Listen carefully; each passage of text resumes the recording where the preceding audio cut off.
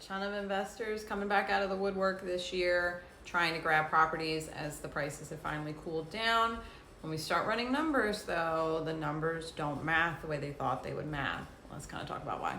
So back in the day, back in like 2020 and 2021, when interest rates were extremely low, investment property rates were also low. We would see standard rates for primary residences in the 2s and 3s. We could see investment property rates in the high 3s to low 4s, which is just unheard of. So then when people were picking up properties with these much lower interest rates, their ROI was much better, right? Of how much the mortgage was going to be versus how much they could rent. However, over the last couple of years, if rates have gone up and up, these numbers are getting much, much, much tighter. This idea of making $2,000 a month off of this duplex may not be realistic anymore. So what are some of the reasons why people are not meeting ROI numbers that they want to meet? Number one is down payment. Many investors that I get are still looking to put as little as 15 to 20% down. They're looking to get the bare minimum down, which I definitely understand. And we also don't want people to put down more than they have to. But with the minimum down payments and interest rates typically well into the high 6s to 7s, to sometimes even 8s, depending on loan products that you're using, 20% down will not often get you cash flow each month. It may get you at best to break even. Second piece of why cash flowing and ROI are difficult in the Charleston area is our homeowners insurance. We are still in a hurricane track. We're coastal. Our homeowners insurance tends to be more expensive than other areas, not on the coast. And we're running out of carriers sometimes in this area too. So the premiums are going up. And then especially you're using this as a non-primary, so you have to carry higher insurance coverage because you could have renters in there. So the insurance can be another thing that really knocks you out of the running to heavily cash flow. So that's something you definitely got to shop around to find what might work. The third thing that trips up a lot of people when it comes to estimating their mortgage for that cash flow are the property taxes. I've had a ton of investors and real estate agents, when we're starting to go over these numbers, they go, well, the tax bill is blank currently.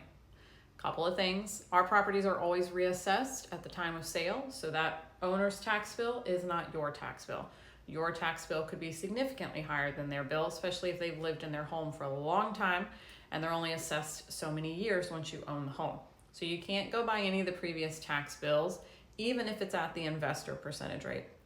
That's the piece that gets a lot of people though, is the 4 and 6% rate in Charleston. So 4% tax rates are for individuals who it's their primary home, and that is some of the cheapest taxes on the East Coast. If it's not your primary home, it gets taxed at a 6%, which is technically 3 times the amount that an individual who's living it in their primary is paying. That's where the ROI and cash flow just disappear sometimes, is the taxes. So I get individuals who think their taxes are going to be $200 a month, when in fact they're going to be $600 a month, and they weren't equating for that when they were doing their mortgage numbers. So I tell everyone, if you're not working with a lender or you and your agent are trying to get numbers going, you have to go to the county websites and run your tax assessments. There are estimators for all 3 counties, Dorchester, Berkeley, Charleston, that you can go on, figure out what tax district it is in, and run your numbers at the 6% rate. Because again, that can really cut out what you think you're going to make per month on that property. So let's say we run numbers with the minimum 20% down and where rates typically are and taxes and insurance and HOAs, and we're not cash flowing currently, which does happen. I do remind people there's more ways to cash flow than strictly the mortgage. As an individual with investment properties, when you're doing your Schedule E's and you're running it through your taxes, you can deduct a lot when it comes to rental properties. So you may be cutting out what you were going to pay in taxes through how you file. So that's another way to technically cash flow.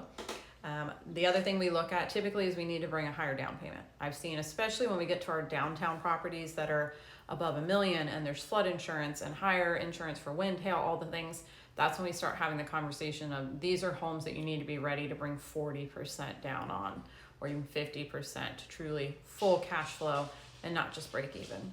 We have a lot of investors that also want to utilize DSCR loans. That's a loan specifically for investment properties that does not need any income verification. That can be closed in an LLC or a trust as well. The way those loans work is the new mortgage needs to equal what that property can rent for, at least a 1-to-1 ratio. If it can rent for more than what your mortgage will be, great, but they have to meet. So if it will be a $2,000 mortgage, the appraisal has to show it can rent for $2,000 a month, and you put your 20% down and on your way.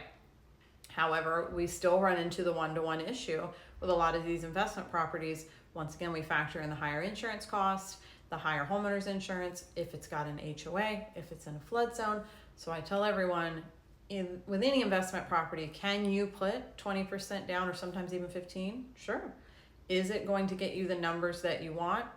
No. You will typically not cash flow with those minimum down payments. So if you're looking at investment properties, I would be prepared to bring more than 20% down to truly cash flow, unless you grab like a really great deal on a house, and then you may.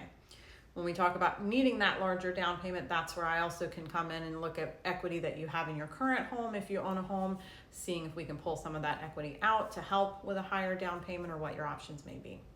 But if you have any questions or you have investors that have questions, let me know.